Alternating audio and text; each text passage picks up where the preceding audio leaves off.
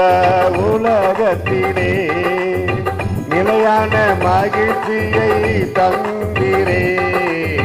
நிலையில்லா இந்த உலகத்திலே நிலையான மகிழ்ச்சியை தந்திரே. நின் திரு ரத்தம் என்னை கழுவினாதே, நின் திரு ரத்தம் என்னை கழுவினாதே.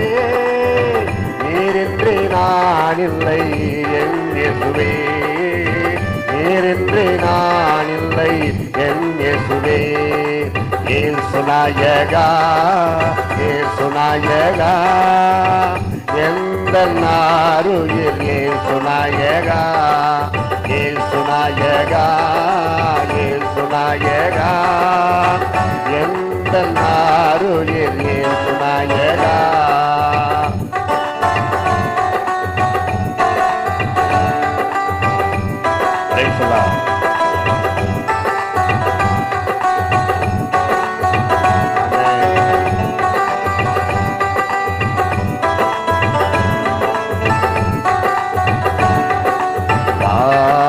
கரைகளை நீக்கி என் உள்ளத்தை கொள்ளை கொண்டே, பாவ கரைகளை நீக்கி என் உள்ளத்தை கொள்ளை கொண்டே. பாதம் பற்றி கொண்டே, பாதம் பற்றி கொண்டே. உம்மை பாடுவதே என் தொழிலே, உம்மை பாடுவதே என் தொழிலே. இயேசு நாயகா, இயேசு நாயகா, எந்த நாருயிர் இயேசு நாயகா, இயேசு நாயகா, இயேசு நாயகா, எந்த நாருயிர் இயேசு நாயகா.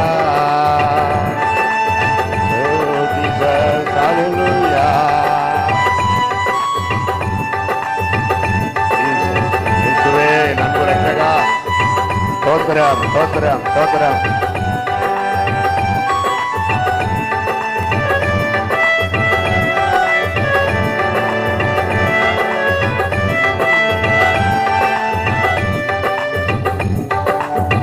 புனித வாழ்க்கை வாழ்ந்து காட்ட என்னையே உமக்கு தத்தம் செய்தேன். புனித வாழ்க்கை வாழ்ந்து காட்ட என்னையே உமக்கு தத்தம் செய்தேன். மலரடிகள் என் ஆறுதலே, மலரடிகள் என் ஆறுதலே. உம்மை துதிப்பதே என் தொழிலே, உம்மை துதிப்பதே என் தொழிலே. இயேசு நாயகா, இயேசு நாயகா, எந்த நாருயிர் இயேசு நாயகா, இயேசு நாயகா, இயேசு நாயகா, எந்த நாருயிர் இயேசு நாயகா. இயேசு ஒரு நாள் மேகத்தில் வருவார். அப்போது நாம் அவரோடு கூட ஆராய்ச்சி இருந்து கொள்ள முடியும். அவரை அவர்கள் அவரை கண்டு புலம்புவார்கள். ஆனால் நாமோ சந்தோஷமாய் அவரை கட்டி அணைத்து முத்தமிடுவோம். அந்த நாள் நெருங்கிக் கொண்டிருக்கிறது. இயேசு வருகிறார்.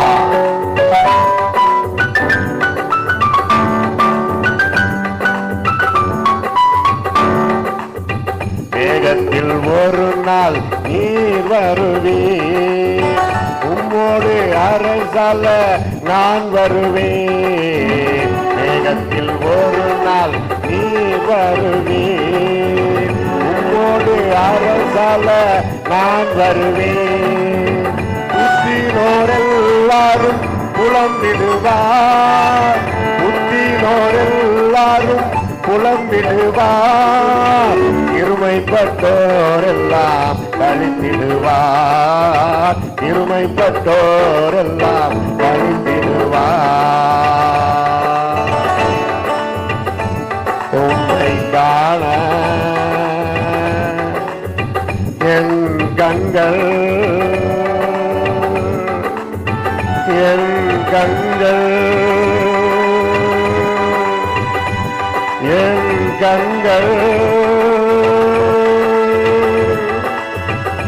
துதிக்கிறதே.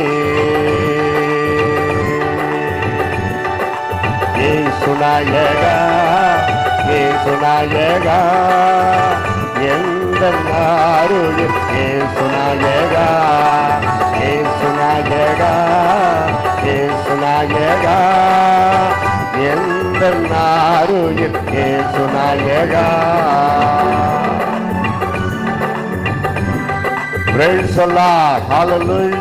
தேவாதி தேவன் நம்மத்திலே பேசும்படி கடந்து வந்திருக்கிறார். பரிசுத்த ஆவியானவரால் ஏவப்பட்டு எழுதப்பட்ட வார்த்தைகள், தேவனால் மகிமைப்படுத்தப்பட்ட இந்த வார்த்தை தான் நமக்கு ஆதாரம். The word of God is only authority to our life. This is very important. கர்த்தருடைய வார்த்தை வார்த்தை வார்த்தை. ஆதியிலே வார்த்தை இருந்தது என்றுதான் பார்க்கிறோம். ஜீசஸ், ஹல்லேலூயா, ஸ்தோத்திரம் ஆண்டவரே. இப்பொழுதும் நீர் என்னோடு பேசும் அப்பா. அருமையானது திருச்சபைக்கு ஷெக்கினா, ஷெக்கினா என்றாலே நம்முடைய மகிமை இந்த ஸ்தலத்திலே இறங்குவதாக. மகிமைப்படுத்தப்பட்ட வார்த்தை எங்களோடு பேசட்டும் அப்பா, நாங்கள் கேட்கிறோம். ஹல்லேலூயா, ஸ்தோத்திரம் ஸ்தோத்திரம் ஸ்தோத்திரம். ஏற்றுக்கொண்ட அன்பு போதகருக்காய் ஸ்தோத்திரம், குடும்பத்திற்காய் ஸ்தோத்திரம். Price the Lord, price the Lord. சபையின் விசுவாசிகளுக்காய் ஸ்தோத்திரம். அதான் ரொம்ப முக்கியம். கொண்டு வந்த சிறு குழந்தைகள் முதல் பெரியோர் வரை அனைவரையும் நீர்தாமே ஆசீர்வதிக்க வேண்டுமா ஜெபிக்கிறோம். உடைய கரம் பாதுகாப்பு தம்முடைய பிள்ளைகளோடு இருப்பதாக. நடத்தும், ஆசீர்வதியும். துதிகன மகிமை ஏற்றுக்கொள்ளும். இயேசுவின் நாமத்தில் ஜெபிக்கிறோம் எங்கள் அருமை பிதாவே. சபையார் எல்லாரும் சத்தமா ஆமென். ஆமென் என்றால் ஜெபம் முடிந்தது என்ற அர்த்தம். அதே நேரத்தில் அப்படியே ஆக கடவுது என்ற அர்த்தம். ரெண்டு இருக்குது. சபையார் எல்லாரும் சொல்லணும் சத்தமா. பாஸ்டர் ஜெபம் பண்ணி முடிக்கிறாருன்னா ஆமென். அது ரொம்ப பொறுப்பு. எங்க நிறைய பேர் சொல்லல. அதே போல வெளிப்படுத்தல் 8ல படிக்கிறோம், ஆமென் என்கிறவர் சொல்லுகிறதாவது. இயேசு கிறிஸ்துக்கு நிறைய பேர் இருக்குது. அதுல ஒன்று ஆமென். ஆமென் அப்படி சொன்னாவே இயேசு நம்ம கிட்ட வந்துடுறாராம். சிஸ்டர்ஸ் கவனிக்கிறீங்களா? எத்தனை வருஷம் தான் அந்த சமையல் அறையில நான் பாடுபடுறது, ஆமென் அப்படி சொல்லுங்களா, இயேசு அப்ப அங்க வந்துருவார். இன்னொரு சந்தோஷமான செய்தி அப்பப்ப சில துணுக்கு சொல்லுவேன். என்ன தெரியுமா? சிஸ்டர்ஸுங்க இதை சொன்னதும் கை தட்டணும். என்ன தெரியுங்களா? பரலோகத்தில் கிச்சனே கிடையாது. கைத்தட்டு எல்லாரும். பிரைஸ் தி லார்ட், ஹல்லேலூயா. எத்தனை சந்தோஷமான செய்தி இல்லை? உங்களுக்கு ஒரு பெரிய விடுதலை. பரலோகத்தில் சமையல் அறையே கிடையாது. பிளேட்டு, டம்ளர், கரண்டி ஒண்ணுமே கிடையாது. முகத்தில் ஒரு தெம்பே காணுமே. ஒரு சந்தோஷப்படணுமா இல்லையா? முக்கால் பாகம் வாழ்நாள் உங்களுக்கு எங்க சமையலாறு தானே. எவ்வளவு பெரிய விடுதலை. பிரதர்ஸ், உங்களுக்கு ஒரு சந்தோஷமான செய்தி சொல்றேன். கணவன் மனைவி 2 பேருமே பரலோகத்துக்கு போனாலும் அங்க நீங்க 2 பேரும் கணவன் மனைவியா வாழ முடியாது. அல்லேலூயா சொல்லுங்க. என்ன சந்தோஷமான செய்தி சொல்றேன். ஆமென். திருநெல்வேலியில ஒரு சர்ச்சில் கணவன் மனைவி 2 பேருமே பரலோகத்துக்கு போனாலும் அங்க அவங்க கணவன் மனைவியா வாழ முடியாதுன்னு ஒரு பிரதரு. அல்லேலூயா. அப்ப அவர் எவ்வளோ குடும்ப வாழ்க்கையை விட்டு விலகி தனியா இருக்கிறதுக்கு அவர் ரொம்ப ஆசைப்படுறாரு. நான் அப்படியே தெரிஞ்சுக்கிட்டேன் அவருடைய நிலைமை. சரி, கூட்டம் முடிஞ்ச பிறகு போயிட்டாருன்னு பார்த்தா வந்துட்டாரு அங்கிட்ட. பிரதர் ஒரு சின்ன டவுட்டு, கொஞ்சம் தீர்த்து வைக்கணும். நீங்க தானே சத்தமா அல்லேலூயா சொன்னதுன்னு. ஆமா பிரதர், இன்னும் ஒரு டவுட், அது சம்பந்தமா தான்.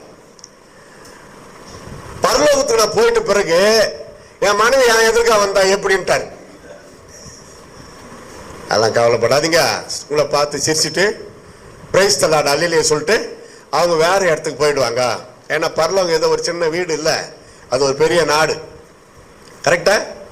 அதிசயமான ஒளிமய நாடாம் நேசரின் நாடாம் நான் வாஞ்சிக்கும் நாடாம் என் நேசரின் நாடாம் நான் வாஞ்சிக்கும் நாடாம். அதிசயமான ஒளிமய நாடாம் நேசரின் நாடாம் நான் வாஞ்சிக்கும் நாடாம். பெரிய பாட்டு அது. அது ஃபுல்லா பண்ண சாயங்காலம் விடியற்காலமாகி 2வது நாள் கூட ஆயிரும். பிரசங்கத்துக்கு டைம் இருக்காது. அது சொன்னேன், அது ஒரு பெரிய நாடு, அவங்களுக்குன்னு ஒரு இடம் ஆண்டவர் ஆயத்தம் பண்ணி வச்சிருப்பாருங்க ஐயா. அங்க அவங்க போயிடுவாங்க, எங்க சுத்தினாலும் அங்க போய் தான் அவங்க ஸ்டே பண்ணணும்னு. அப்பா இது போதும் பிரதர், ரொம்ப நாளும் எனக்கு டவுட்டு, நல்லா கிளியர் பண்ணிட்டீங்க சொல்லிட்டு ஒரு சிறப்பு காணிக்கை, அவர் டவுட்டை கிளியர் பண்ணதுனால ஒரு சிறப்பு காணிக்கை கொடுத்தாரு. இந்த மாதிரி யாருக்குன்னா டவுட் இருந்தா கேளுங்க. அங்க அடித்தடி கலாட்டா ஒண்ணுமே கிடையாது, பிரச்சனை கிடையாது. யோசித்து பாருங்க, உண்மைதான். இயேசு சொல்லிட்டாரு, இதுல என்ன டவுட்? அவருக்கு பைபிள் படிக்கலையா என்ன தெரியல. அங்கே இயேசுவே சொன்ன வார்த்தை, அங்கே நாம் தேவ தூதர்களை போல இருப்போம். அங்கே ஆண் பெண் வித்தியாசம் கிடையாது. மாம்சமும் ரத்தமும் தேவனுடைய ராஜ்யத்தை சுதந்தரிக்க மாட்டாது.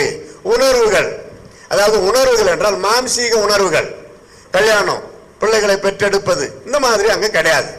ஆனா இவங்க எனக்கு உலகத்துல மனைவியாக வாழ்ந்தார்கள், இவர்கள் எனக்கு கணவராக வாழ்ந்தார்கள், இவர்கள் உலகத்தில் எனக்கு பிள்ளைகள், அதெல்லாம் அந்த பிளாஷ் ஆகும், அதெல்லாம் தெரியும். அப்பதான் அந்த த்ரில்லிங்.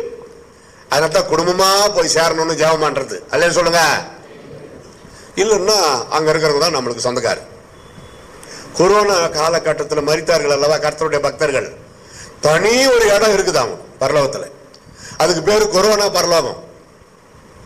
நான் பார்த்தேன் ஒரு நாள், ஆண்டவரே இவங்கெல்லாம் இந்த கொரோனாவில் மரித்தார்களே அவங்கெல்லாம் இங்கதான் என்ன ஸ்தோத்திரம் பண்ணி துதித்து கொண்டிருக்கிறார்கள். ஓ பாத்தீங்க, இப்ப தெரிஞ்சுங்களா, அப்பயே போயிருந்தா நல்லா இருக்குன்னு தோணுதா? தோணக்கூடாது. அவங்கள விட நம்ம நல்லவர்களா? இல்ல. ஏன் வைத்திருக்கிறார்? உங்களை கொண்டு ஏதோ ஒரு காரியத்தை ஏசப்பா நிறைவேற வேண்டியதா இருக்குது. கைத்தட்டு. உங்கள் வீட்டிற்கும் சபைக்கும் சமுதாயத்திற்கும் தொண்டாற்ற வேண்டியது ஏதோ ஒன்று இருக்குது. அதை நீங்க செய்யற வரைக்கும் ஆண்டவர் உங்களை எடுக்க மாட்டார். அப்படி செய்துட்டு பிறகு எடுத்துருவாருன்னு சொல்லி பயப்படாதீங்க, இன்னும் வாழ வைப்பார். நீடிய ஆயுசு நாட்களை ஆண்டவர் வாக்கு பண்ணி இருக்கிறார். பயந்துடவே கூடாது. ஒருவேளை எப்ப காலிங் வருதோ போய் சேரணும், பயப்படக்கூடாது. மரணத்தை பற்றி யாருக்காவது பயம் இருக்குதா? கூட்டம் முடிஞ்சது வாங்க வயசு கட்டிடலாம். மரண பயம் இருக்கவே கூடாது. அது இருந்தா ஏதோ something wrong in your life. Commit yourself to God, very important. அந்த காலத்துல லெட்டர் போனுக்குன்னெல்லாம் கிடையாது. 750 லெட்டர் வரும், 800 1000 லெட்டர் கூட வரும் ஒரு மாசத்துக்கு. ஜப விண்ணப்பம். ஒரு வாலிபன் எழுதியிருந்தான், ஐயா நான் கர்த்தருடைய பிள்ளை ரட்சிக்கப்பட்டிருக்கிறேன், சர்ச்சுக்கு தவறாம போவேன், எல்லாம் செய்யறேன், தசம்பாகம் காணிக்கெல்லாம் ஆண்டவருடைய ஆலயத்துல நான் கொடுக்குறேன், என்னுடைய சபையில ரொம்ப எல்லாத்திலும் பர்ஃபெக்டா, ரொம்ப என்னை குறிச்சு எனக்கே ஒரு ஆச்சரியம், அவ்வளவு அருமையா கர்த்தருக்கு நான் வாழறேன். ஆனால் ஒரு அந்த பாவத்தை அந்த பையன் எழுதி, இது மட்டும் என்னால் விட முடியல ஐயா, எனக்காக ஜபம் பண்ணுங்க. அதை படிச்சு நான் கண்ணு கலங்கிட்டேன். பாருங்க, பரிசுத்தமான ஒரு பையன் ஒரு குறிப்பிட்ட பாவத்துக்கு slave to one important sin. பைபிள்ல கூட இருக்குது, அந்த பாவம் செய்தா பரலோகம் போக மாட்டாங்கன்னு இருக்குது. என்னால முடியலையா, கண்ணீரோடு எழுதியிருக்கிறான். அவன் கடைசியில முடிச்சிருக்கிறான், கண்ணீரோடு எழுதுகிறேன். ஒரு வாரம் உபாசம் போட்டு ஜெபம் பண்ணான் அந்த தம்பிக்காக. நானும் ஒரு தகப்பன் ஸ்தானத்துல தானே இருக்கிறேன், எனக்கு பேர பிள்ளைகள் எல்லாம் இருக்கிறாங்க. இப்போ அந்த பையனுக்கு ஒரு நீண்ட லெட்டர் எழுதணும். தம்பி, கர்த்தராகிய இயேசு கிறிஸ்துவின் ரத்தம் சகல பாவங்களை நீக்கி நம்மை சுத்திகரிக்கும் என்றுதான் இருக்கிறதே தவிர ஒரு பாவத்தை சுத்திகரிக்காது என்று இல்லையே. நீ ஏன் அதற்கு அடிமையா இருக்க வேண்டும்? அடிமையானவன் என்றைக்கு வீட்டில் இருக்க மாட்டான், குமாரன் தான் வீட்டில் இருப்பான். இந்த வசனமெல்லாம் கோட் பண்ணி எழுதினேன். ஜபம் பண்ணு, அது கர்த்தருடைய சித்தமே கிடையாது. இந்த ஒரு விஷயத்துல பிசாசு உன்னை அடிமைப்படுத்தி வைத்திருக்கிறான். அந்த பிசாசின் வஞ்சக வலையை கிழித்து கொண்டு வெளியே வா. போட்டு விட்டு ஒரு மாசம் கழிச்சு லெட்டர் வந்துச்சு எனக்கு. அந்த லெட்டரை படிச்சுட்டு அவன் ஜெபம் பண்ணி இருக்கிறான். ஐயா இப்படி எழுதியிருக்கிறாரு அப்படின்னா வசனம் பொய்யா? சகல பாவங்களையும் நீக்கி, எல்லாம் சொல்லுங்க, wash all your sin. இயேசுவை போல மாற முடியுமா? முடியும். வசனம் இருக்குதே. நம்மால் முடியாததை ஆண்டவர் சொல்லவே மாட்டார். முடியாததை ஆண்டவர் சொல்ல மாட்டார். பரிசுத்தமா இருக்கிறவன் இன்னும் பரிசுத்தமா, நீதி செய்கிறவன் இன்னும் நீதி செய்ய. வெளிப்படுத்தல் 22:10-11-12 படிக்கிறோம். Those who are living in holy life, let him continue living in holy life. Holy life is a jolly life. அப்படி சந்தோஷமா இருக்கணும் பரிசுத்தவான்கள், பரிசுத்தவாட்டிகள். என்ன எழுதிருந்தான் தெரியுமா அந்த பையன்? ஏற்ற நேரத்தில் சரியான ஆலோசனை கொடுத்து வசனத்தை வச்சு எழுதி அனுப்புனீங்க. அதெல்லாம் நான் சொல்லி சொல்லி ஜெபம் பண்ணையா. அந்த லெட்டர் வந்த அந்த நாள் முதலே அந்த பாவம் என்னை விட்டு நீங்கியது. கையை தட்டு. Praise the Lord. ஹல்லேலூயா. அதான் பக்தன் பாடுறார். பாவ கரைகளை நீக்கி என் உள்ளத்தை கொள்ளை கொண்டீர். பாவ கரைகளை நீக்கி என் உள்ளத்தை கொள்ளை கொண்டீர். பாதம் பற்றி கொண்டேன். உம்மை பாடுவதே என் தொழிலே. அப்படியே அந்த பக்தன் பாடுற. அந்த பக்தன் வேறு யாரும் அல்ல, நான் தான். அந்த பாட்டு எழுதுறது நான் தான். இயேசு ரட்சிக்கப்பட்ட அந்த காலகட்டத்தில் இயேசு கிறிஸ்து கிட்ட வந்தப்போ பாருங்க. இப்பதான் நான் செய்திக்கு போறேன். 6:30 மணி வரைக்கும் நான் பேசுவேன். இன்னைக்கு சாயந்தரம் 6 இல்ல, நாளைக்கு சாயந்தரம் 6 வரைக்கும் பேசுவேன். ஒரு சிலர் மெதுவா தலையாட்டுறாங்க, ஒரு சிலர் அதெல்லாம் சும்மா, அது எப்படி அவர் வீட்டுக்கு போய் சேருவானா அப்படின்னு நினைக்கிறாங்க. சரி, உற்சாகமா இருங்க. குருஜி ஐயா எனக்கு சொல்லிட்டார், நேற்றே சொல்லிட்டார் ரூம்ல வந்து எப்போ முடிக்கணும்னு. அதனால நான் முடிப்பேன். அதுக்குள்ள என்ன ஒரு மாதிரி முறைக்க கூடாது, அந்த வாட்சி அப்படி அப்படி காட்டக்கூடாது. சிலர் இருக்கிறாங்க அப்படி. பின்னாடி இருக்கிற இயேசு கிறிஸ்து பால் கிளாக்கு சர்ச்சில் இருக்குத, அதை பார்த்துட்டு அப்புறம் என்ன பார்க்கறது, அப்படியெல்லாம் இருக்கிறாங்க. கல்யாணம் ஆன புதுசுல இந்த பெப்ஸ்ன்னு ஒன்று விற்பாங்க தெரியுமா, தொண்டைக்கு. இப்போதான் விக்ஸ் ஆக்கிட்டாங்க. பெப்ஸ்ன்னு ஒன்று இருந்தது, என் வயசு ஆளுங்களுக்கு தெரியும். பொடி கலர்ல ரவுண்டா இருக்கும் பெப்ஸ். அதை வாயில் போட்டுக்கின்னு ஒரு சைடில் அடைக்கினே பிரசங்கம் பண்ணி முடிச்சிருவேன். அது கரையத்துக்குள்ள அது மெலிசா ரவுண்டா இருக்கிறதுனால தெரியாது. இப்ப இருக்கிறதுக்கு குண்டா அங்க கட்டி வந்துட்டுமா தெரியும். பாவம் பாஸ்டர் வாய்க்குள்ள கட்டி இருக்குது அப்படி இருந்தோன்னே ஒரு பாவம் பேசுறாரு அப்படின்னு. அதனால அதெல்லாம் வைக்க முடியாது வாயில. அந்த பெப்ஸை வச்சுக்கின்னு பேசுவேன். அதை கரைஞ்சதும் டைம் எனக்கு முடிஞ்சிருச்சுன்னு ஆச்சும் ஜெபம் பண்ணி முடிச்சிடும். கரெக்டா இருக்கும் 1 மணி நேரம்.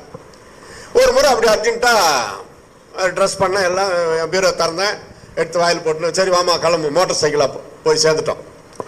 அது வந்து பிரசங்கம் பண்ணுறதுக்கு முன்னாடி எடுத்து டப்புன்னு போட்டுக்குவேன், இல்லை போகிறப்ப போட்டுன்னு போயிடுவேன். அது நம்மளுக்கு கணக்கு தானே. பேசிக்கிட்டே இருக்கிறேன். என் மனைவி தான் முன்னாடி வாட்சை காட்டுறாங்க, டைம் ஆயிடுச்சு முடிங்க அப்படின்னு. அவங்க சிக்னல் கொடுக்கறது எனக்கு தெரியுது, மற்றவங்களுக்கு தெரியாது. இப்போ அவங்களுக்கு நான் எப்படி சொல்றது? இந்த பெப்ஸ் கரைஞ்சாதான் நான் நிறுத்த முடியும், இதுதான் எனக்கு அடையாளம், எப்படி சொல்றது? அதனால மற்றவங்களுக்கு தெரியக்கூடாதுல்ல.